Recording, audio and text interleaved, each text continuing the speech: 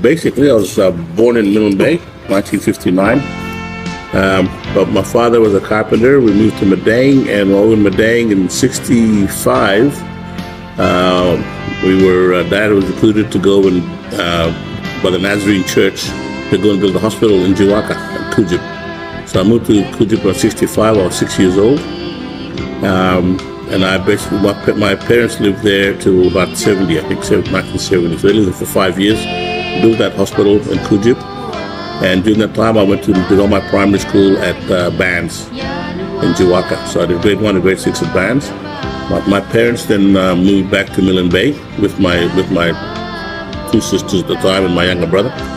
But I stayed on. I was taken by the missionaries at the Nazarene Church, and they sponsored my high school education at Tico in Kainantu. So I was sitting down there and did all my high school there to the American system from grade 7 to year 12. So I graduated from Ukarumpa in 1976.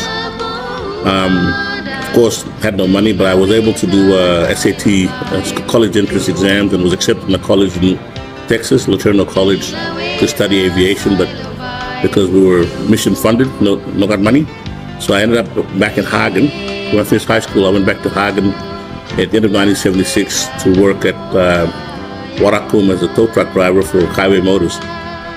And while I was there, unbeknownst to me, my American parents saw an ad in the paper, the Post Courier, for pilots, cadets with CAA at the time through an Australian ADB, Australian Development Program.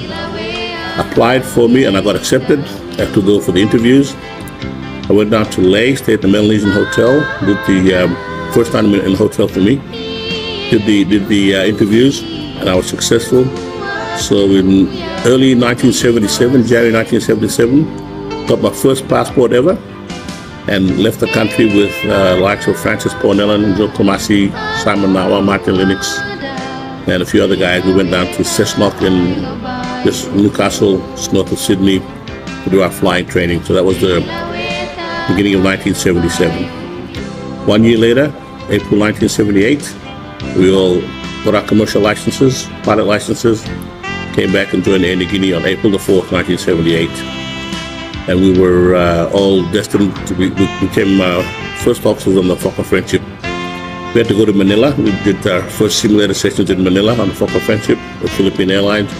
Came back, qualified, and I spent the next 8 months or so based out of Rabaul, flying the Fokker Friendship out of Rabaul. Loved every minute of it. I was up there doing the New Guinea Islands run, coming down here. And after 1 year, at the beginning of late 79, it was Air Niugini had a program that they used to send cadets out to general aviation to do a 3-year command training, or flying in the bush for 3 years before they returned to become captains in Air Niugini. They asked for volunteers, and Captain Lekogure, myself, and the late Umaki Pevinke, 3 of us put our hands up. So we were sent out to Talair in mid-79, I think it was. I got the short straw because I ended up flying a Cessna 206 out of Daru. Lekwa was flying a Cessna 206, I think, out of Madang, and Umake got Wiwak. I then spent the next 3 years flying for Talair, based out of Daru. Then I went to Tabubil for 6 months. And I was based in Kundiawa in Chimbu on the Islander for 6 months. And I flew the Islander out of Popondera, out of Girawa, doing all the Owen Stanley runs for 6 months. And I went to Hoskins, and I flew the Beach Baron out of Hoskins, doing all the New Guinea Islands runs for Talair. Talair was a fantastic company, and I think it did a lot for Papua New Guinea. It was the best thing that could have happened to rural. At the time, it's what developed rural PNG. 18 bases and I think about 60 or 70 airplanes. We had pilots that we were flying in every corner of Papua New Guinea. And I was just sharing with Malum that we used to have a Gov Charter Day on every Wednesday. The government basically owned one airplane in each base, and that airplane would do all the government work, which is moving teachers, policemen, agriculture officers, doctors, nurses, medicine, pay runs, whatever required by the government. they would tell us what to do, and we would just go and do it. I think they were paying a lump sum to the company, but it got the rural services to a good standard that people actually were happy to stay at home because they had good health services, they had good education services, and they could run their businesses, they could run their whatever they need to do in their own villages, and the government was looking after them. Something that's lacking now, unfortunately. But anyway, Talair, that was part of my life in Talair. Something I learned. After 3 years in Talair, I did my ATPL exams, which we had to do on our own. They told us you had to pay your own way to Australia. I went on holidays to Australia, did my exams, came back, and they offered me a Dash 7 command. So I flew the Dash 7, the 4-engine Dash 7 as a captain. I don't think of the years now, but that would have been 1982, I think, 82, 83. So you must have been one of the first captains on the Dash 7 after the late. No, it was Leko. Leko was the first. I think I was the second national. Leko went on to the Fokker after a year, and then I became the first instructor, the first Papua New Guinea instructor. I stayed back on the Dash 7 and became an instructor. So I was teaching pilots to fly the Dash 7. Can you go ahead with the story? Yeah, yep. You were flying the Dash 7. So I was flying that Dash 7, and then I for 3 years, so 83, 86, something like that, I went on to the 86, 85, I think. 85 I went to the Fokker, and I flew the Fokker for only 18 months till July 87. I love that airplane. So and the network was all over Papua New Guinea, of course. It was a smaller Fokker than the one we have today. It was a 70-seater, but it was well maintained, and the airports were well maintained, something which I found different now. I fly the 737 now for Air Niugini, and I find that all the facilities that we used to fly to when I was flying the Fokker have been degraded, to be honest, which is a bit sad. I'll cover that later. So we flew the Fokker for a year and a half. In July, I was asked to go onto the Airbus. So I left domestic operation and flew the Airbus A300B4. Captain Gure, Leko was already captain then. I went on as the first officer, and I flew it for a year, the first year and a half, I think, as the first officer. We did the first international flight with all PNG crew. This aircraft had a flight engineer, so Eddie Matani was the engineer, Leko was the captain, I was the first officer, and we had all the cabin crew work from Papua New Guinea. Did a Brisbane to Moresby flights, I think it was in 1988, if I'm not wrong. Yeah, I think Captain Gure gave me a picture. Yeah, we got that picture there. But that was the first time an all PNG crew flew an international flight. So proud moment of all of our lives. Shortly after that, Air Niugini bought two A310s, Airbus 310s. So we all went to Toulouse in France, to Airbus factory, and did the course. I was there. I went on the first courses with Leko, and I helped deliver the first, I think the first one or the second one, I can't remember, back to PNG. We flew it back we flew these airplanes brand new from Toulouse via Bahrain back to Singapore and down here. And so I was captain on the 310 from about 88 to 91. In fact, I was I was instructor on the 310, training pilots. So that was in 1991. I'd done 13 years. I'd done in 1978 to 1991. I'd done including 3 years in Talair. And then we had two aircraft, two A310s. And we didn't have the work for two A310s. So one we put out for lease. It was leased by a Bulgarian company called Granger out of Sofia in Bulgaria. And they were training their pilots in Toulouse, but what they needed was line training for their pilots. So they did the initial endorsement in Toulouse of type rating, and they asked us if we could send instructors from Air Niugini to train these Bulgarian pilots. So 4 of us went up, myself, Leko, Jeff McDonald, and Bob Braithwaite, 2 Australians. 4 of us went to Sofia. We were there for about 7 weeks, I think. We were training pilots to fly from Sofia to Dubai to Singapore and return, and then from Sofia to Ottawa in Canada to JFK, New York, and back to Sofia. Very interesting phase in my career. And I was going through Dubai on a layover on the way to Singapore with the Bulgarian crew. And believe it or not, it was at the bar in the hotel. There was only one time in the bar. I never wasted that. Trust me. I met the only other person at this bar. He came across, hello, Granger. Hello, what are you doing here? I didn't know my name. And he asked me what I was doing there. I told him I was training these Bulgarians on 310. And he said he was a 310 instructor as well. He said, have you heard of a company called Emirates? I said, no, I've never heard of Emirates. And the Gulf War was on at the time. That was my dog. The Gulf War was on at the time. That was 1991. So Gulf War started and ended in, I think, February, March of 91. This was in July or August of 91. And I said, nobody heard of Emirates. But they were starting an airline. He asked me if I was interested. So the next day I rang up the chief pilot and I got an interview. And I ended up, I won't go to the full stories there, but I ended up bringing my wife and kids up to Dubai to check the place out. And then I went for interview in Frankfurt, Germany in October, I think it was, after I returned to PNG. And I got the job. I started with Emirates on December 2nd, 1991. So I done 13 years in Air Niugini. I went to Emirates. And I joined for the 5th. They had 4 airplanes and only 100 pilots. At the time, Air Niugini had something like 15 airplanes and almost 200 pilots. It was much bigger than Air Niugini was much bigger than Emirates. But I joined for the 5th airplane, so we got the 5th airplane in. I worked for Emirates from 1991 to 2006, about almost 15 years, or 15 years I think it was. And during that time, I was an instructor the whole time on the Airbus fleet simulator, and taught many pilots. I was the chief pilot from 2003 to 2006, chief pilot of the Airbus fleet. I was there in 1998. Oh yeah, the other thing about Emirates, from 91 to 98, I used to come home every year to PNG and tell the guys, come have a look, check it out. Nobody came to Dubai, not one person. Until 1997, my brother said, okay, Tico, he said, I'll come and have a look.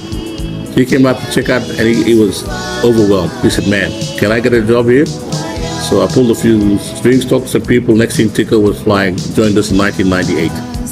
And then at the same time, Lachlan Sabume from Bena, from Baroka, and James Makop from Hagen. So we were the 4 pilots that were based there. And so I did the 1998, the A330, 340 was introduced in Emirates. I was on the project team, introduced the A330 to Emirates. Very hard project, hard work. We got that through the gate, and then I became the chief pilot in the fleet. And in 2005, Emirates decided to buy the 380s. So we made a decision to buy 56 A380s. So I was the chief pilot at the time. We went through this process. And Air Show 2005, we asked for a 380 to come out to the Air Show in Dubai, full Emirates colors, which Airbus did. And the Emirates pilots would be the first commercial pilots in the world to fly the 380. It was not even certified at the time. The aircraft became certified in 2008.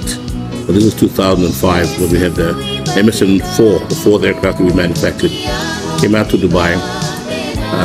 They gave 8 of us Emirates pilots a chance to go out and do circuits in the aircraft at a place called Ras Al Khaimah. And they wanted feedback from the pilots on the handling characteristics of the 380. And most of us were heavy jet captains, we're all instructors on either 777 or the 330, 340. We were able to give them feedback on what we thought, what they needed to refine as far as the flight control systems go in maneuvering the 380, which helped them to put some input in, because all the guys that were flying it at the time were test pilots only, and they hadn't had any commercial pilots fly. That was quite a nice experience. In 2005, I resigned from Emirates in 2006.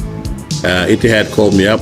Etihad was a new company starting up in Abu Dhabi, which was owned by the government of Abu Dhabi, and they called Dubai the international airline of the UAE, but Etihad is the national airline of the UAE. National means it's owned by the government. The international means it's a private enterprise. So Emirates is a private enterprise owned by the Maktoum family in Dubai. But Etihad is owned by the Abu Dhabi government, which is the ruling government of the UAE and the national airline. I went there as a VP for flight operations, which I did for 3 years. And they were just starting up at the time. They had about 10 aircraft in up to 3 years. And I worked for Etihad, flew the 330, 340. I became, I was also, Etihad during the later years in 2013 bought out controlling shares in about 5 or 6 major airlines in the world, including Alitalia, Air Berlin, Jet Airways in India, Seychelles, and a few other companies which I've lost track of. The company that they assigned me, they asked me to go back to the management, and I was in Seychelles with the management team for 3 years as a COO, and also as a 330 flight captain. I was training all the pilots on 330 at the time. We had 2 A330s, 2 A320s, and 5 Twin Otters in Seychelles. I worked there for 3 years. It reminded me a lot of Rabaul. I felt like I was back in Rabaul again from my youth. Went back to did 3 years there. 2016, went back to Abu Dhabi. Flew the 330, 340. Then they offered me I'd go on a 380 as a captain, or as a line pilot, or to go on to the Boeing. But they offered overseas basings. So 2017, I took the overseas basing and started moving my family. We moved my family down to Sydney in 2019, and I was commuting with the 777-300, which is a beautiful airplane, the Boeing. And I did that till 2022. I flew all through COVID on the cargo fleet, on the 777. And in 2022, I was getting a bit tired, so I retired, basically. I was 63, and I retired from flying Etihad. And then 2023, I got a call. I was living in Sydney with my family. 2023, I got a call from Air Niugini if I could come up and assist with the introduction of the 220 coming in, and which I very willingly took up. So I came to Air Niugini in March of 2023, and as a consultant, then became the COO, and did that till about July of 2024, when the flying opportunity came up to go back and fly. So I said I'll take that, because I can get home more often, and I enjoy the flying. So I'm now did my 737 rating course in Brisbane with Air Niugini, and I'm now flying the 737. I do domestic only, Lae, KVN, and Manus, and Gurney now. I do the Lae flight every morning at 100, 101. I call it the Asasumba Express. But loving it, and loving it to be back. One good thing that I've seen since I've been back, I was away for 32 years. Flew all over the world, and the Emirates operation, Etihad operation is a global operation, 24-hour operation. We fly in all kinds of weather, snow, dust storms, everything. Good education, very revealing, extremely professional. A bit different to what Air Niugini does. Air Niugini's challenges are of a different variety, and the pilots here are definitely some of the best in the world. I've flown with pilots all over the world. I find the Air Niugini pilots, because they have to be more resourceful and have to, they work in a very challenging environment. I take my hat off to the Air Niugini pilots. Now that I am actually embedded with them, flying every day myself. A lot of the supports we had when I was flying Fokkers and Dash 7s back in the late 80s is not here really. The outstation weather reporting, the runway lighting systems. There's no lights anymore anywhere in the country. Radars come in. There's good radar, but the other services, the airport services, the RFF facilities, they just don't seem to be there. Nav aids, and it's. I don't know what the solution is. I mean, I have some ideas what the solutions are, but there seems to be a lot more bureaucracy that's been brought into trying to run an airline here. A lot of maybe we've got different layers of more paperwork required, more approvals, and this kind of stuff that's actually taken away. I don't know if it's made it safer or not safer. It's hard to say, because it's put a lot of the onus back on the pilots. So the pilots have to make a call every time they go flying. I take my hat off to the Fokker guys, especially, and the Dash 8 guys. They're flying. They're out there making decisions all the time that I don't think we have to make when I was flying in the days I was here. But I love it. the aviation PNG is still probably still the best in the world. Like I said, the pilots here now seem to be more.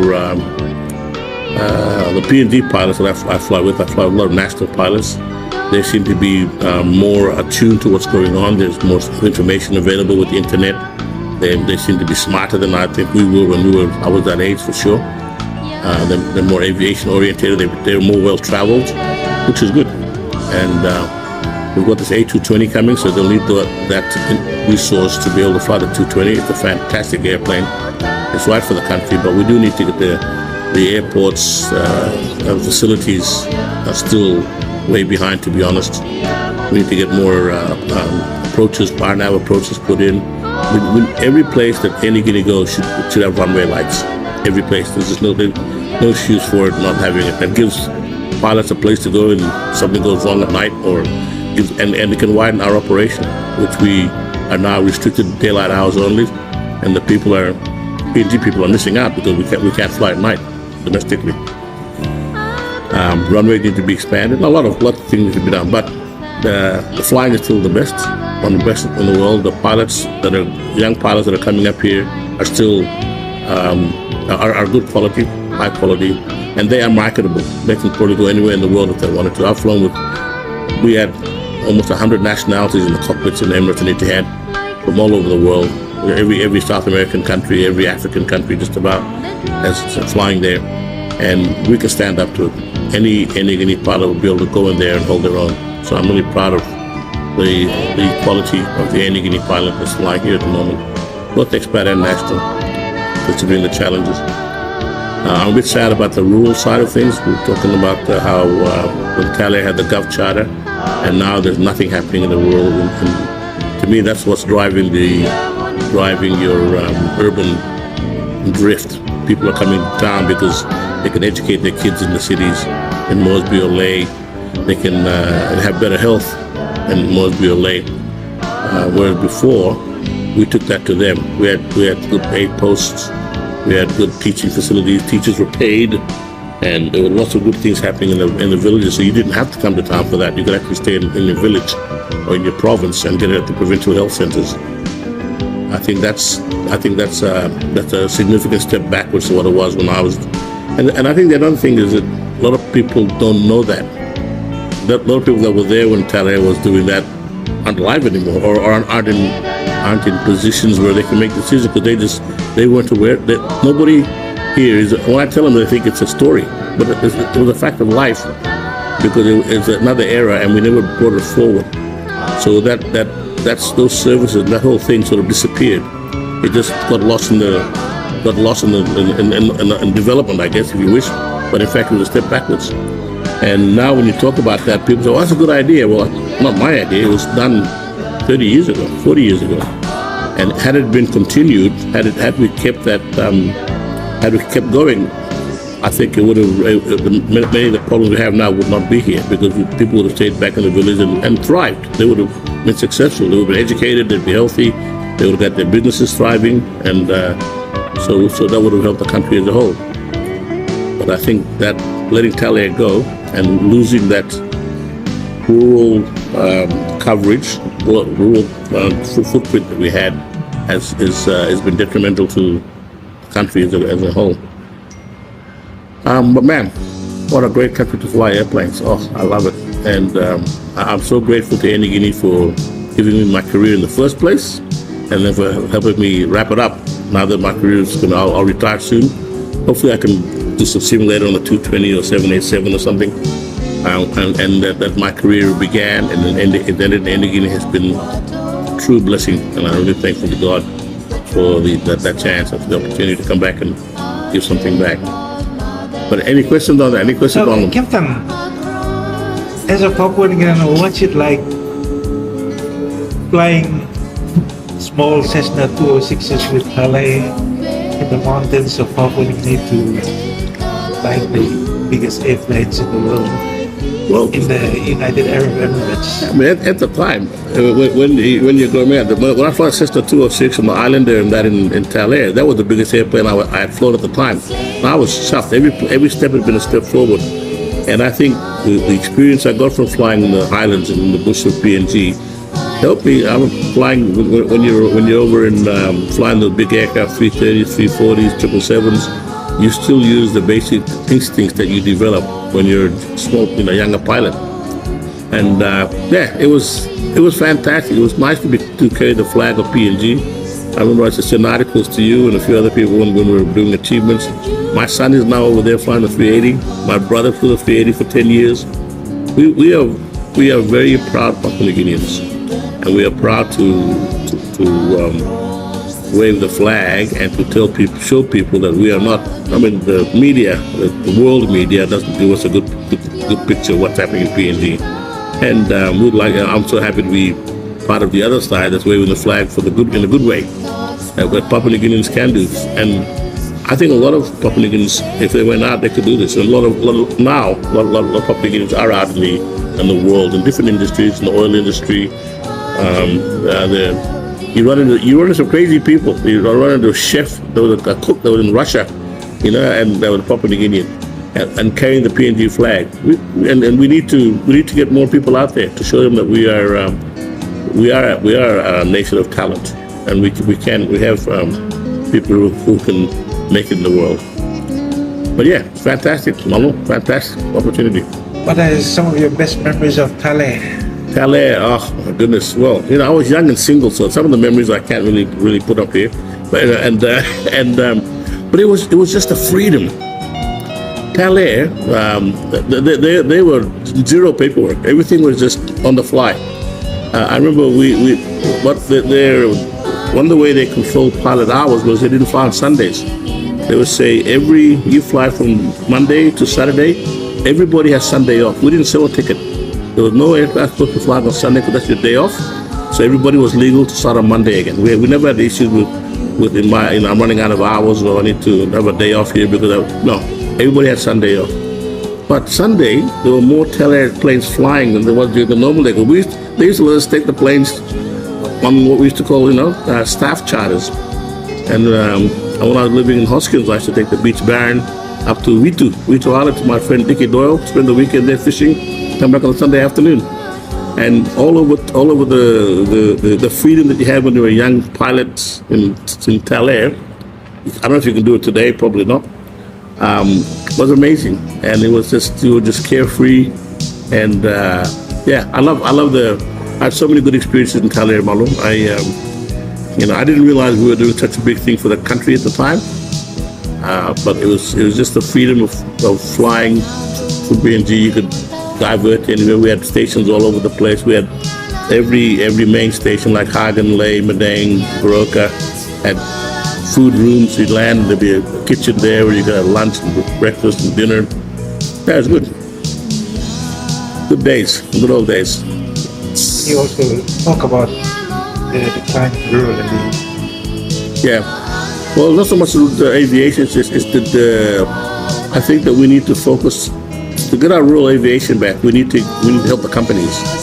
We need to promote it so the companies can thrive. It's very difficult to thrive at the moment. I see, and those small companies that are trying to make a living are finding it difficult. I know we're focusing on the airports. We can get the airport infrastructure up and running, but it's no use having those airports up and running if the operators cannot fly there and cannot make any money from it. They need to have a commercial interest to go to an airport, because they're the ones that are going to actually bring the community and use that airport. So if we do airports without getting the operators involved, I think it's probably not a very good idea. If we be talking with the operators, and unfortunately we don't have a full company, countrywide operator like Talair was. All our operators now are just regional. You have, I think, Tropicare out of here, North Coast out of Ley and Madang, and a few other ones. The missions are quite big, but nobody will come up here and start an airline if the airports where they want to go are closed, and then they do a commercial study, and we need to work with them. Say, which airports do you want open? What do you need to make your company successful? And we work with the operator. Once the operator becomes successful, he will then buy more aircraft, and he will then slowly expand his business. He's going to make money, and then from that we'll start bringing development to the country. Otherwise, we've imploded. We've gone backwards. We've shrunk. The general aviation industry in PNG has shrunk quite a lot since I was here, and yet nothing has replaced it. There hasn't been replaced by any roads. There's no railroads. There's nothing here that replaced the shrinking of the bush flying operation at the rural airports. So that is something that really probably needs to be focused on, to try and find a solution to get the rural business government services to the rural areas, which will then provide a place for people to stay and thrive, and they'll stop the urban drift. It's a big problem that I don't know what the answers are. What are your thoughts of the last 50 years, and how do you see the next 50? Last 50 years for aviation PNG. But what I can say is, I don't think the requirement for aviation will change that much. It'll be a big need for it. Even if they get roads put in between here and the northern side of the country, even if they put major highways through, it'll still take you at least a day, maybe 2 days to drive from here to Lae, 3 days. So there will always be a need for aviation in Papua New Guinea. And the last 50 years has shown it. Places like Rabaul, you can go by ship too, but it just takes too long. So the aviation sector needs to be really looked at as a long-term. It's here forever. It's going to be here forever in PNG. Most other countries, they develop transport infrastructure, whether it's through roads or railroads, etc., so that the aviation becomes an option. I mean, Australia, you can if you want to. You can go by train to Melbourne, from Sydney to Brisbane. You can drive on a freeway, multi-lane freeway the whole way. It's time that's the issue. But in PNG, we don't have that choice. In Australia, the only people that fly is one that can afford it for starters, but also if the time is the issue. In Papua New Guinea, we don't have that choice. We only have one choice. We have to fly. And I think that's going to be here for the next 50 years. So we need to put infrastructure in, and we need to look at when we develop our airports, when we develop our airlines, or especially when we develop the laws for a lot of these GA operators, the bush operators. We need to build in mind. We need to develop these rules and these laws within mind that they're here for the long term, and we need them for the long term. We won't be able to replace them with any other form of transport. And I think we started after independence with that in mind. We had some really good ideas, and they were planning forward with like long term, but somewhere we dropped the ball, and we've sort of in some areas we've overcomplicated things. So it's now and the infrastructure, like I said, to support jet operation of the 737, the infrastructure has actually gone backwards. The rural airports are now not serviced anymore, and so we've lost the vision. We need to get back to the vision we had when we got independence, where I think the vision at the time was that we were building an airlines, the aviation structure in the country that was going to last for a long time during Independence Day. Somewhere we lost the ball, and I believe the aviation sector will still be here in 50 years' time with the same needs. One thing I found out is when I was growing up, most of us were pure from the province we were born. I'm pure Milne Bay because my mom and dad are Milne Bay. Most people were, pure Morabi because the mom and dad are Morabi, or pure West New Britain because mom and dad from Hoskins. But now the population is all mixed. So we have relatives from 2 different parts or 3 or 4 different parts of the country. So people are, mixed Milne Bay and Wewak, Sepik or something. So the need for travel is increasing. People have relatives all over the place. So we'll find that our generation of today, they have a requirement for travel, but the only way they can still travel is by plane. There's no other transport, ship or road or rail that has been built or will be built in the next 50 years to replace airplanes. So we need to look at the aviation industry, make the laws, and with that in mind. It's going to be here for 50 years. And you know, we used to build airstrips that are long and big, and like Nadzap, for example. Moving out of Leh to Nadzap was a good vision. I mean, it was a bit inconvenient for the people living in Leh, but at least we have an airport now that can go for 50 years, and we can expand it if we need it for bigger airplanes. And maybe that needs to be done in places like Madang and Wewak. Maybe just find another place and expand the runways, put in runway lights, put in a tower. That'll be there for 50 years. So that's the next 50 years, we will still need airplanes as much as we need them today. Maybe even more, but the population base is going to get even more. So that's why I reckon. For any young people, you want to get into an industry that's going to be around for 50 years, get into aviation, because it's going to be here. Tell us about your family in flying as well. My flying family is, of course, my younger brother, who learned to fly through the military. Tico, or Tim, his real name's Tim.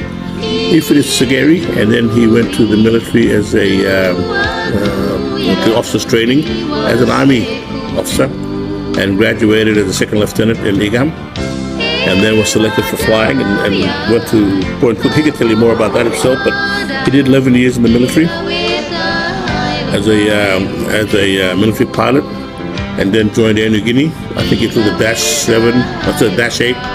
He was on the Fokker 28 as a co-pilot, and then became a Dash 8 captain, and then of course came to Emirates. So I got him in Emirates. And he started on the 310 in Emirates. He did 2 or 3 years on that. Then he came on the 330. He was the captain of the 330. I was privileged to do some of his training. Actually, I trained him on the 330 as his captain. I then left, went to Etihad, and he did his course on the 380, I think in 2010, and flew it for 10 years. Yeah, I think he flew 380 for 10 years. But yeah, very, very proud of what he's achieved. He's done very, very well. He's very well liked. He's a very likable character. When COVID hit, he came back home, and he's now working for Air Niugini, not as a pilot. He's in the training department, running the training department. But I think he's just done his 220 course on the A220. So he'll probably fly that when the aircraft comes in later on September 2025. My son Nigel, I took him to Dubai when he was 7 years old. He did all his education in Dubai.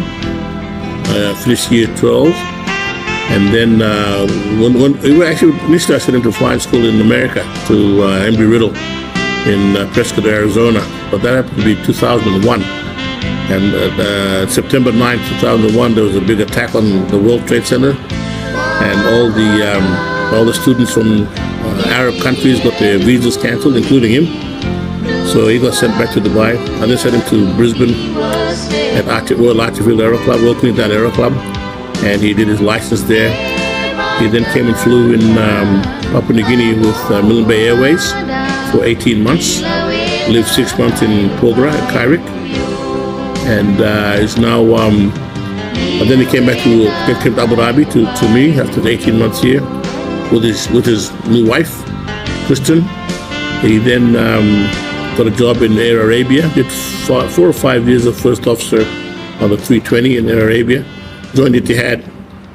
I got to fly with him as my co-pilot in 2013. I remember I wrote the story on that for the National. Yeah, before I went to Seychelles, and how was it like to be alongside your son? Mate, even till today, that's the best experience, my best flying experience ever. Even till today, and everything I've done, to be able to fly with your son. Can you just tell us a bit about that flight? Yeah. Well, it was just a flight. It was a 330 flight, and it was my last flight with Etihad before I went down to Seychelles to pick up the COO job. And they're actually, there's a lot of father-son teams, but they prefer you don't fly together in case there's an accident. Right. So I asked if I could for permission. They gave me permission to fly with him to Brussels. So we did Abu Dhabi, Brussels, spent 24 hours on the ground, and came back the next day. Yeah, it was very surreal, very, very nice to thinking that, I watched him being born in Mosby General Hospital. Right. 20, 30, 40, 30 years ago, and here he was flying with him. So it was good. We came back, and my brother and team had organized a little celebration. So we came back and had a bit of a get together in Abu Dhabi. Right. But yeah, very proud moment for the family. Very proud moment from Nigel and myself. Right. Very grateful to God for giving us the privilege, and of course Etihad for giving us the privilege to fly together. And still until today, the most proudest moment of my flying career. Yeah, Nigel's became a 380 captain in June last year, 2023. Wow. He was flying a 330, 320 as a captain for about 5 or 6 years. Then Nigel on 380. So as I was saying earlier, there's only 4 Papua New Guineans who have ever flown the 380. Right. I was the first. Tico was second. Right. And then Lachlan Sabame from Mena Right. was third, and now Nigel. So we're very happy to hold that as part of our legacy. Congratulations. Anything else you want to say? No, mate. I'm just so thankful to be back flying in Air Niugini. I want to thank Air Niugini. I wear this with pride. I started with Air Niugini 1978, and I'm with Air Niugini now. And I think Air Niugini is a great company. I love Air Niugini. I want to see it succeed. I hope there's 220 coming September, next year? Oh, almost tomorrow's next year, isn't it? Yeah. 31st today. So I hope that I want to be part of it to make it successful. It'll be a great step for Air Niugini to move forward with that. And I'm so proud of what they've achieved up to date. And I just, any young pilots out there, any young guys want to become pilots, we have a cadet system going. Just come in. We need more Papua New Guinean pilots. We can do it. We are internationally recognized. I know. I have faith, and I'm very proud of what we produced to date. All the young cadets are doing very well. I'm flying with a lot of them now, all excellent pilots. So get more guys in and girls. We need more pilots for Papua New Guinea. So yeah, thanks to Air Niugini.